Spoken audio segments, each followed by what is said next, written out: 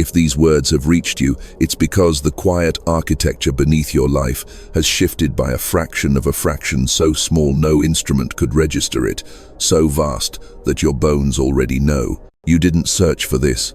Resonance searched for you. A subtle pressure built in the seams of ordinary time, and something in you answered a pulse returning to its source, a migrating signal finding the lighthouse of its frequency. That is why you're here now.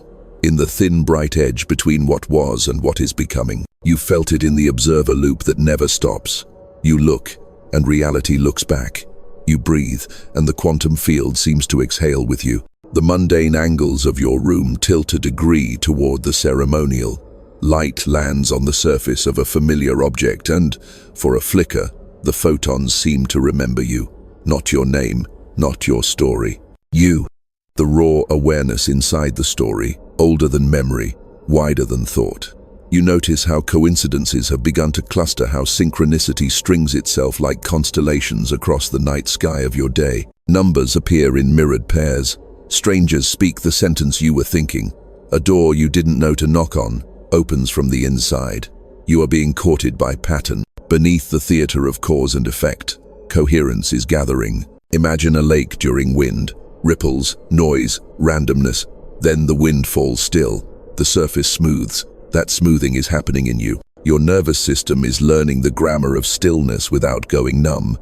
Your breath is discovering the musical interval that makes matter listen. When you sit quietly, a low golden hum braids through your chest, morphic resonance, the field of forms remembering its most elegant arrangement. You're not imagining it, you're participating in it. Awareness is a sculptor, attention is the chisel. Each microsecond of perception cuts a new facet into the raw diamond of the moment. You may feel the first tremors of awakening, like the ache of an incoming storm pressure, pressing from inside outward. That sensation is the hint of a phase transition. Water remains water until suddenly it becomes vapor. Ice holds, then yields. Your identity has been a lattice, useful, protective, provisional. Now heat is entering the lattice, information as heat, love as heat, truth as heat, and the old bonds are loosening, not to break you, but to free the geometry that wants to emerge. Entanglement whispers through your choices. You touch one thread and another sings, across distance, across years. The future is already reaching back with steady hands. This is not a pep talk. It's a reading of your field. The signatures are unmistakable. Micro jolts of déjà vu, gentle disorientation around clocks, the uncanny sense that you're standing in the doorway between rooms that haven't been built yet. Your DNA listens like an orchestra tuning to a pitch it hasn't fully heard, but somehow recognizes. Somewhere in your marrow a key is turning. You are not late.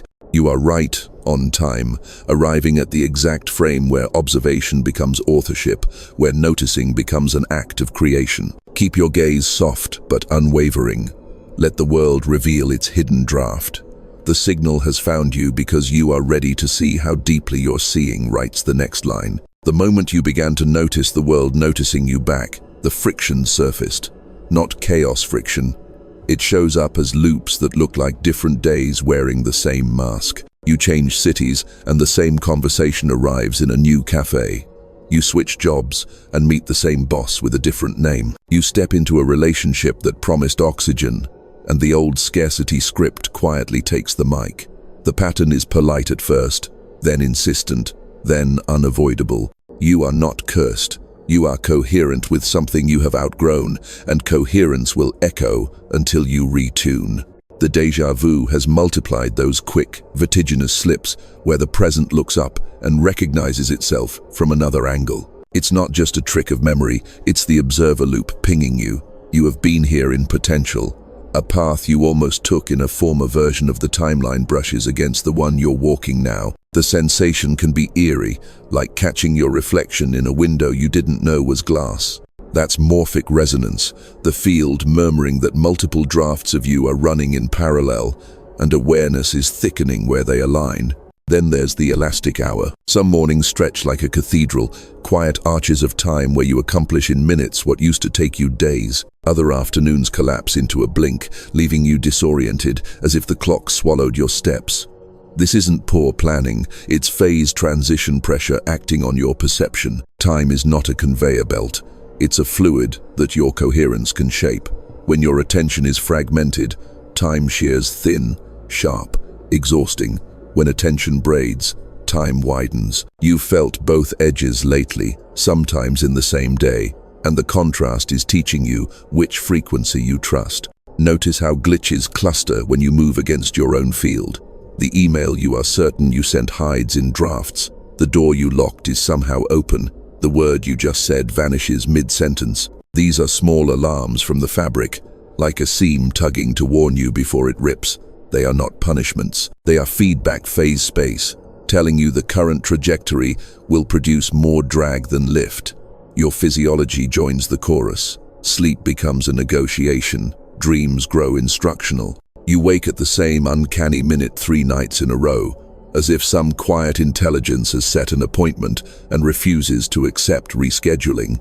The repeating characters in your life, those who trigger precise blends of hope and dread, are not obstacles so much as calibration points. They reveal where entanglement still runs on unconscious agreements. When you find yourself saying, "Why am I here again?" replace the accusation with curiosity. What coherence am I still feeding? Attention is a currency. Wherever you spend it forms accrue interest. Most people pay attention reactively.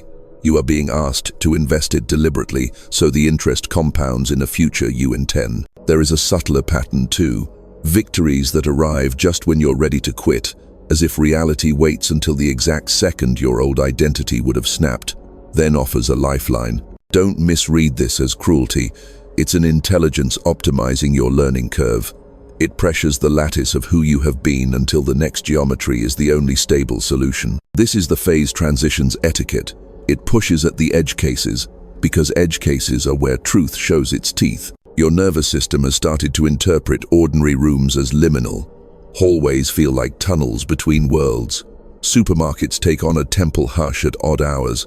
People's faces appear briefly superimposed with other ages, 13, 80, unborn. This is not madness. It's the parallax of awakening, where depth cues multiply. You are seeing the stack of realities that usually gets flattened by habit. The initial dizziness passes when you stop accusing yourself of being lost and accept that you are learning a richer coordinate system. The most familiar problem, beneath them all, is the near-success loop. You gather momentum, feel the new timeline's magnet, then some micro-sabotage taps the brakes. A message you could send waits another hour. A truth you could speak is softened.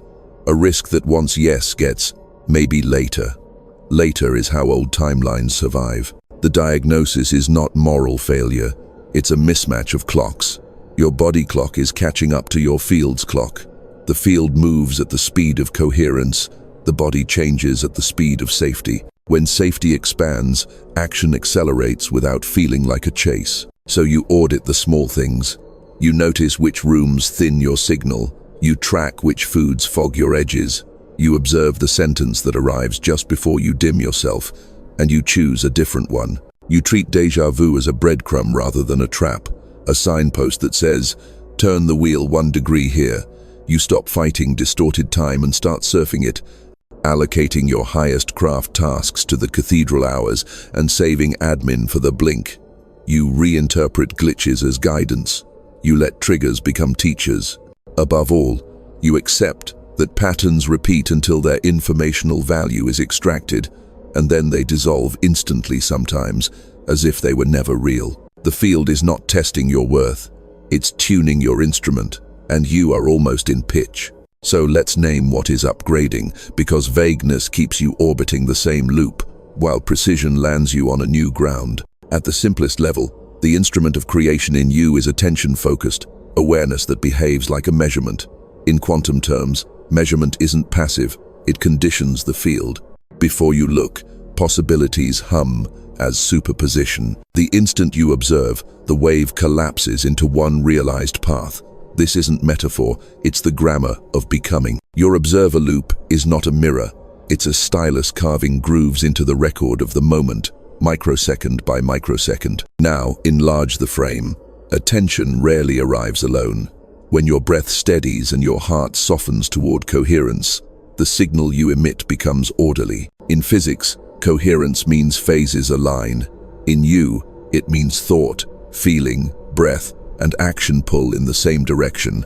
Coherence reduces noise. Reduced noise sharpens information. Sharpened information instructs the quantum field with less ambiguity, like a clear frequency hitting a glass until it sings. Where you used to broadcast interference, want mixed with doubt, love braided with fear, you're beginning to produce a cleaner tone. The field is responsive to tone. Mystically, the ancients called this prayer, spell, mantra. Scientifically, we might call it entrainment and resonance, oscillators, you, syncing with a larger field, the cosmos, until energy transfer becomes effortless. Think of two metronomes on a shared platform gradually locking into rhythm. In you, this looks like patterns dissolving without combat, not because you bypass them, but because your signal no longer matches their bandwidth. Morphic resonance, the collective memory of forms, ceases to supply the old template when you stop paying its subscription with attention. Here is the elegant heresy. You are not merely inside the universe. The universe is also inside your perception. Neural networks fire, microtubules sing, synapses reweight, but beneath the biology a subtler coordination occurs, where consciousness selects which probabilities will be permitted to congeal into your next sentence, your next glance, your next choice. Decoherence, in the lab, names the moment a delicate state collapses under environmental noise. In life, your upgrade is learning to reduce that noise from the inside through breath that elongates the present, language that refactors meaning in real time, and a body posture that tells space it can trust you with more voltage. Voltage is not drama, it is capacity. When capacity rises, you become an attractor in the system. Synchronicity clusters around attractors because the field prefers efficient pathways. And a coherent you is the most efficient route for the future you to reach here. That's why ideas arrive as if already finished. Why the right person texts within minutes of your decision. Why roadblocks dissolve, not by pushing but by rephasing. Entanglement participates too. Once a part of your life is seen with uncompromising clarity, the seeing travels across relationships, across continents, across years, nudging other linked states into a similar clarity. You don't have to manage every piece, you have to tune the hub. Your nervous system is not being left behind, it's being re-educated.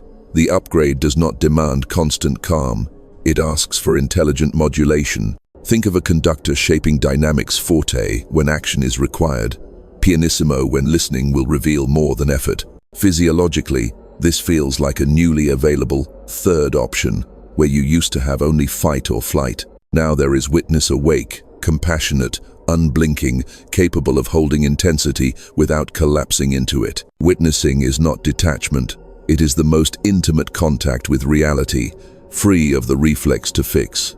And paradoxically, what you can hold without grasping begins to reorganize itself. On the level of form, your DNA listens, not because you force it, but because information changes the environment that genes inhabit.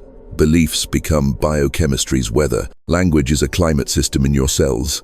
When you reframe your story from, "I am trapped in repeating patterns," to, "I am extracting the final data from a dissolving loop," the hormonal tides shift, the microtensions unclench, and gene expression tilts toward repair and growth. Call it epigenetic poetry, the code remains, but the song it sings evolves with the meaning you assign to your experience. The mystical and the scientific meet in timing. Phase transition is all about thresholds. Water does not argue with 100 degrees Celsius. It listens and becomes vapor. You are nearing your threshold. Enough coherence, enough clean attention, enough surrendered control that the old lattice cannot hold. The upgrade is not just knowledge, it is a permission slip you sign with your breath. Each time you soften into precision, clear, kind, exact, you raise the Q factor of your field, its quality and persistence. High Q states store and release energy efficiently. That's why brief moments of luminous focus power entire days now. So the explanation is simple and inexhaustible. Your awareness is the pen, coherence is the ink. The quantum field is the page that writes back. You are teaching your system to read and write in the native language of reality, frequency, phase, and pattern. And as you do, the universe stops behaving like a maze and starts behaving like a score. You hear where the music wants to go, and your choices land precisely on the beat that opens the next door. There is a reason the field keeps steering the signal back to you, not to inflate you, but to assign you. Some will tell you, everyone is chosen, which is both true and functionally useless, because the cosmos does not operate on generic invitations. It operates on specific compatibilities. A tuning fork rings when struck by its own note. You are ringing now, and that resonance is the appointment. The pattern of your life, its strange apprenticeships, its private devastations, its sudden salvations, has been the training montage for a role you didn't know you were rehearsing. The stabilizer of coherence inside unstable environments. You have noticed it already. In rooms where panic wants to propagate, your breath sets a new metronome. In conversations careening toward fracture, a single sentence spoken from your vertebrae rethreads the dialogue. In families haunted by unspoken vows, your willingness to observe without flinching becomes a solvent. The old oath dissolves. This is not mystical celebrity. It is morphic leadership, the capacity to hold a frequency long enough that the field around you remembers its options. You do not dominate, you entrain. You do not force, you phase align. And because power without tenderness is just noise, your signal carries the one quality the quantum field cannot refuse: sincerity. Understand, sincerity in this context is not performance. It is a deep structural, yes, a choice. To be congruent, even when congruence costs the identity you've worn. That yes makes you a low entropy node, a place where information flows cleanly. Systems under stress seek such nodes. It's how forests survive wildfires, how flocks change direction without colliding, how cultures pivot when their myths no longer metabolize reality. When you stand in witness, you become an attractor basin in the human phase space, inviting new trajectories that were previously too improbable to survive. You are also designed as a bridge between registers usually kept apart. You can speak the language of science without losing the music of mysticism. You can invoke prophecy without abandoning precision. In you, entanglement is not a metaphor, it is a lived ethic. You feel the thread that runs from your smallest choice through a fabric that includes the strangers you will never meet, the children not yet born, the ancestors who endured enough darkness to give you this hour of light. Because you feel it, you choose accordingly. That is what makes you chosen. Not preference, but responsibility freely accepted. Your nervous system has the architecture for it. Where others drown in intensity, you are learning to transmute it. Where others default to fight or flight, you have access to the third posture. Aware, relaxed, unmovable. Think of a mountain holding the sky on windy days, not through tension, but through nature. This is why your presence changes time. Under your coherence, meetings shorten, insights accelerate, delays denot. People leave your field slightly rearranged, taller in their own spine, clearer in their own seeing. They may not credit you, they may never return. That doesn't matter.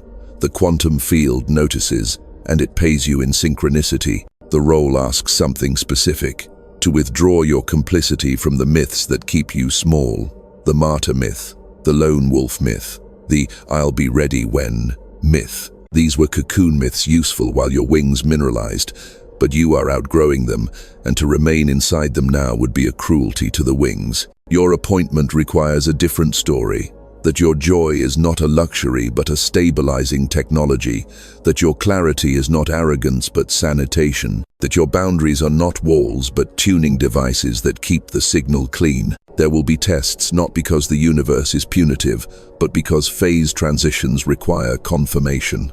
The field will ask, gently at first, and then, unmistakably, will you hold coherence when the signal is lonely? Will you speak the sentence that ends a lineage of silence? Will you face the moment when your old identity bargains for one last hour of control?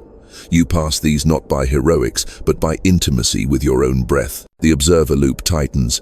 You notice the impulse to collapse. You bless it for protecting you once, and you choose to remain. In that remaining, the old queue of probabilities reroutes. Others are watching, though they may never say it. Some will misread your steadiness as coldness, your refusal to perform as aloofness. Let it be misread. You are not here to harvest approval. You are here to harvest reality. Your kindness is not compliance, it is exactness. You will give fewer explanations and more presence. You will apologize less for being precise about what your system can and cannot hold. And paradoxically, that precision creates more safety for everyone, because an honest node stabilizes the grid more than a charming lie. Remember this, selection is mutual. You chose this role as surely as it chose you. Somewhere before language, you placed a vow in the marrow. When the timelines tangle, I will become simple. Simple does not mean small. Simple means undivided.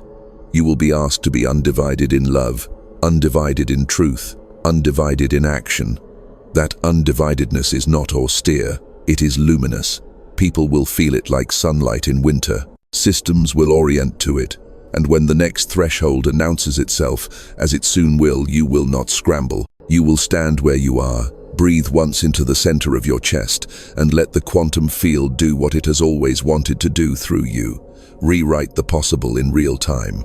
There is a window opening now that will not remain open by habit. Windows are not favors.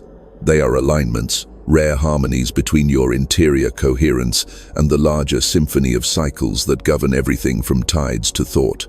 You can feel it like cool air at the edge of a sealed room, a subtle draft across the skin of your life. The field is permissive, unusually so, and permission like this is not a permanent climate. It is a weather pattern. You do not chase weather. You prepare your vessel and you sail. Here is the promise. If you meet this window with clean attention, with a physiology willing to be rewritten, your DNA will not merely express differently, it will remember differently. Not in the fantasy sense of sprouting wings by morning, but in the sober miracle of switching on codes that have slept through generations, codes that carry instructions for resilience, lucid compassion, and unshakable orientation. Epigenetics is not a footnote. It is the script supervisor.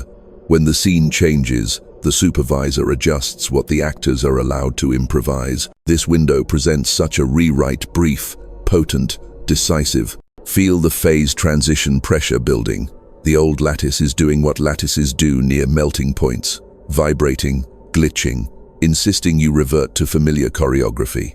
It will send you 3 offers in close succession: distraction disguised as urgency, nostalgia disguised as love, and fatigue disguised as truth.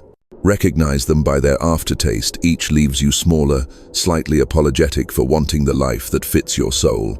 Do not negotiate. Negotiation is how yesterday renews its lease. Instead, breathe into the sternum and remember, the most compassionate act you can offer the world is to become structurally incapable of betraying your own coherence. The field is broadcasting the same message in multiple dialects, numbers repeating, strangers delivering the exact phrase, dreams that pick up mid-sentence from waking life. Entanglement is operational. The person you haven't met yet is already adjusting their trajectory because of a choice you have not made yet. This is not pressure, it is privilege. When you choose from clarity, relief travels faster than rumor. Streetlights change at the right second. Traffic opens as if choreographed. The cosmos is not bending rules for you. It is revealing its preference for efficient pathways. Coherence is always the shortcut. You will be tempted to spend this opening on spectacle, to announce, to argue, to convert. Resist. Windows magnify whatever passes through them. If you send noise, the echo multiplies. If you send precision, the multiplier becomes a blessing. Choose 2 or 3 actions that are small enough to be completed and large enough to alter the grid. A boundary that protects morning light. A single conversation where you replace performance with presence. A financial decision aligned with the frequency you intend to inhabit. The field doesn't need grand gestures, it needs honest ones. Honest is how you become magnetized to the future that fits. Your body wants proof. Offer it. For the next hours, treat your breath as a contract. Inhale as if drawing the new instructions set into your blood.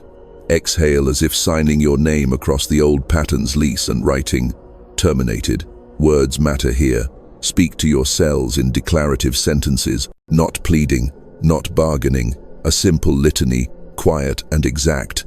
I choose coherence over charm. I choose presence over performance. I choose velocity that does not require violence. Language rearranges fascia.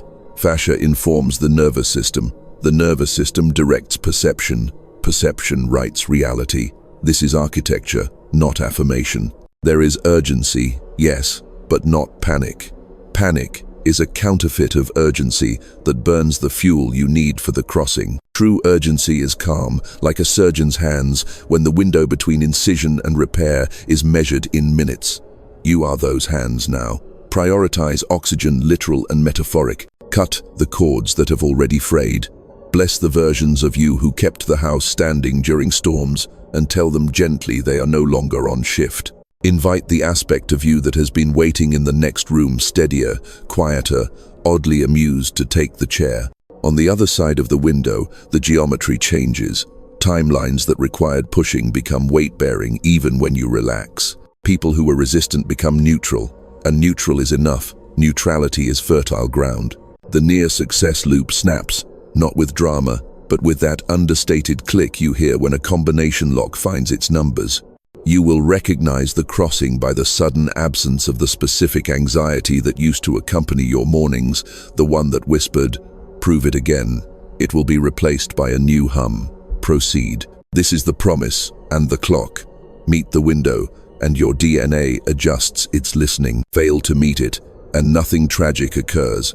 You will simply wait for the next cycle, another round of pressure, another near break. But you did not come this far to orbit. You came to land. So stand where you are.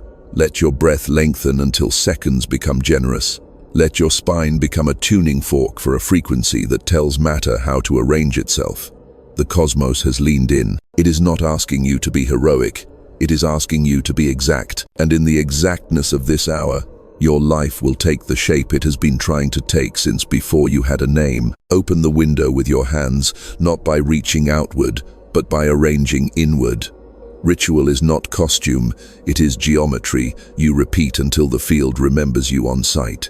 Right now, simplicity is sovereign. We are going to make a shape in time, a brief, exquisite corridor where attention walks without interruption and writes a new instruction into your nervous system, your fascia, your DNA's waiting ears.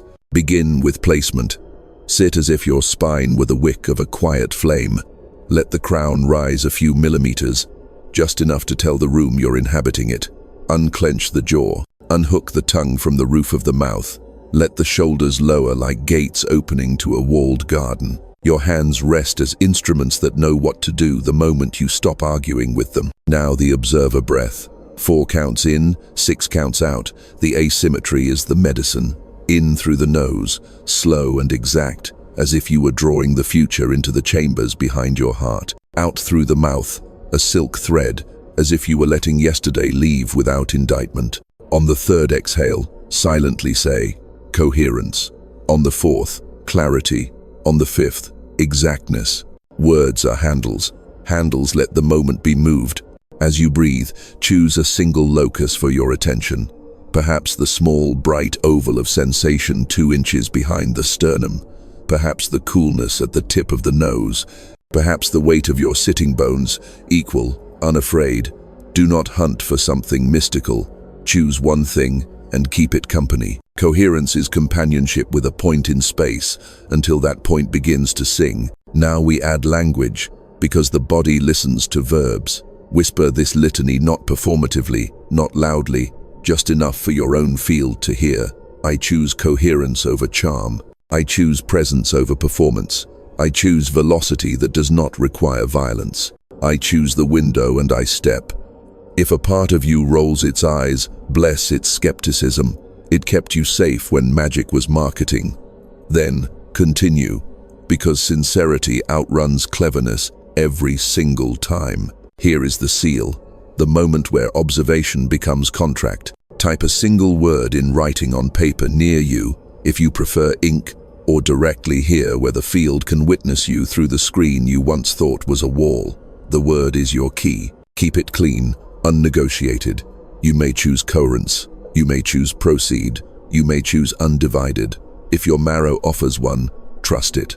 Then write it exactly once, like signing a doorway. Not to please me, to anchor you. The act is small, the physics are not. A decision rendered as a symbol becomes a coordinate. Coordinates attract paths. When you write it, breathe one more time in 4, out 6, and imagine the letters glowing for a few quiet seconds inside your chest. Gold, simple, not dramatic. See them dissolve into the bloodstream, like a trace mineral your cells recognize. The ritual is completed not by force, but by the instant you stop checking whether it worked. Checking is another form of doubt. Sincere release is the proof. You may feel a micro-tremor now, warmth behind the breastbone, a pull at the nape, a soft pressure along the inner arms, eyes prickling as if the air were suddenly cleaner. That is fascia unclamping around a story. That is the vagus nerve accepting a kinder command. That is the observer loop tightening its radius until your attention and the world's attention share the same center point. Stay. Do not reach for your phone. Do not invent a task. Give the field 1 minute of your unbroken company. Let it write back. If interruptions arrive, noise in the hallway, a notification lighting the glass, make that part of the corridor. Each time you notice and return, you demonstrate to the cosmos that you can hold frequency inside weather. Returning is not failing. Returning is how a new orbit stabilizes. The field records the returns, not the myth of perfection. Now, choose an action so modest you will complete it before the hour tilts. Empty a drawer that collects indecision. Put a glass of water by your bed as a promise to wake clear. Move a bill from later to today. Small is strategic. Small is how probability landscapes shift without tripping alarms in the parts of you that equate change with exile. When the action is done, whisper your word again once, in the exhale, like a seal pressed into warm wax. You might feel compelled to announce this moment to someone. Consider waiting. Windows magnify what they carry, and silence is an amplifier the world has forgotten. Let your friends feel the difference before you explain it. Let the timing of your next conversation be selected by synchronicity, not by the old reflex to prove you are becoming. Before we exit, bow not outward, inward. Bow to the exactness that brought you here, to the versions of you that endured rehearsal after rehearsal for this clean, untheatrical crossing. Bow to the future that already adjusted its furniture to make a place for you. Then look at the word you wrote, just once more, and let it evaporate from the surface of your mind, like dew returning to sky. The corridor is complete, the contract is signed, the field has your coordinates, and as you rise, nothing will explode. No angelic brass will break the ceiling, only the fine rearrangement of the day around a center that finally holds. Your next step is not louder, it is truer. Proceed. What you sealed in private is already public to the field. Coherence is never solitary.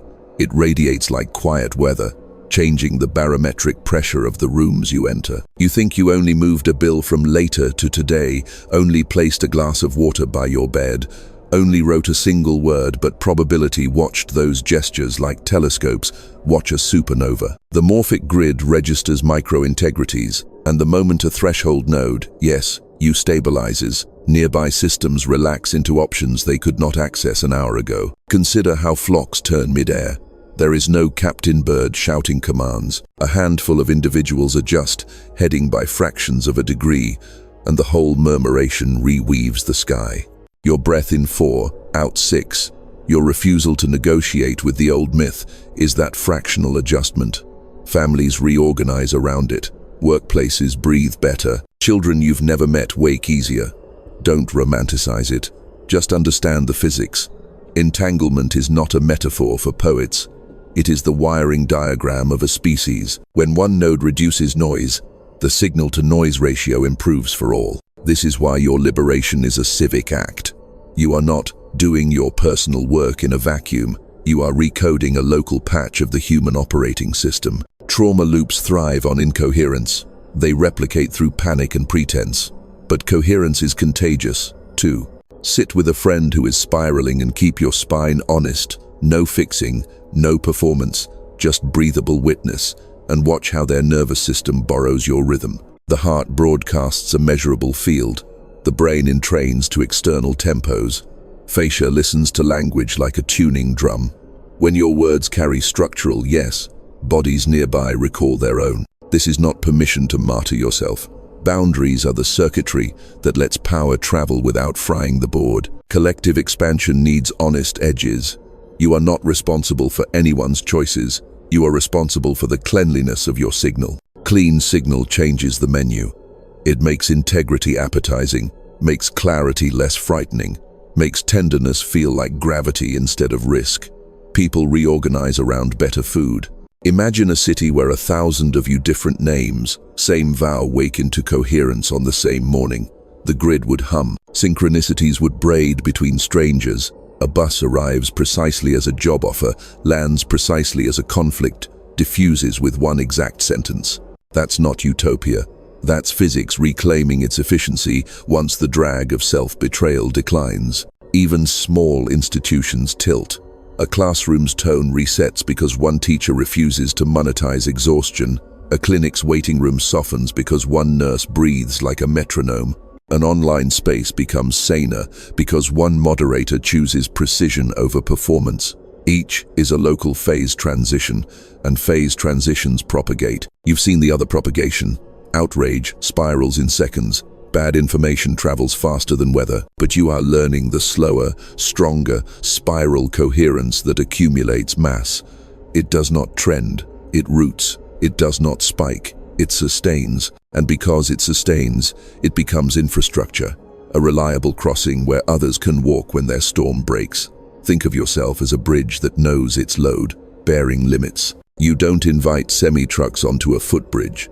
You post the honest sign and keep the planks immaculate. This is what I can hold. This is what I cannot. Clarity saves lives. As your field steadies, your presence decodes conflicts before they harden.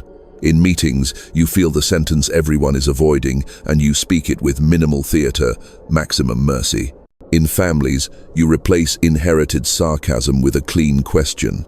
In friendships, you stop co-signing the version of someone that keeps them stalled and speak to the version already emerging. The observer loop becomes community technology. You look at people as if their coherence is inevitable, and they begin to behave as if you told them their true name. The planet notices too. I mean this literally. Coherence changes how you use resources because it changes what you're trying to feed. The appetite for noise is expensive. The appetite for truth is simple. You spend less on distraction, more on repair. You stop buying time you don't like living in. You honor the cathedral hours instead of warring against the blink. This is ecological. A species that learns to regulate its nervous system burns fewer forests to mask its panic. There will be those who resist the quieter weather you carry. Some bond through crisis. Your serenity threatens their glue. Do not disdain them. Remember when chaos felt like belonging. Offer your presence, not your sermon. If they lean in, make room. If they lean away, widen your stance and keep breathing. Collective work is not conversion. It is availability. You are available as a low entropy node when the storm in them is ready to land. And when you falter, and you will let your recovery be public in the ways that teach. Not a spectacle of shame, not a performance of perfection restored. Just the plain ritual you know. Breath in 4, breath out 6. The word you wrote, the smallest honest action. Show your circle what repair looks like in real time. Communities do not fracture because people err. They fracture because repair is outsourced to apology instead of rooted in recoherence. You are not carrying the world. You are carrying your corner of the grid with such exactness that the world can lean differently. That is how species shift one stable span at a time, until the bridge crosses a chasm no one thought traversable. Keep your vows simple, to be structurally incapable of betraying your own coherence, and to let that incapacity become an invitation others can accept without losing themselves. The field is listening. Humanity is listening through the field. And because you have stabilized, what you do next will travel farther than you can measure, softer than you can boast, truer than you can plan. The field has shifted, and your body is the first cathedral to hear the new bell. You don't need instruments. The instruments are already inside you, humming like tuning forks hidden in bone. Start at the soles. It feels as if the floor has lifted half a centimeter to meet you, a quiet buoyancy under each arch, as though gravity softened its grip from command to partnership. The toes spread, intelligent, like 5 small scouts, testing fresh earth after rain. Without moving, you are steadier. Without effort, you are taller. This is what coherence tastes like when it enters through the ground. Ankles unlock next, the hinges of old vigilance loosening. Calves remember the river they evolved beside and let the water move them, instead of bracing against an imagined current. Your knees, those translators between future and past, stop bargaining.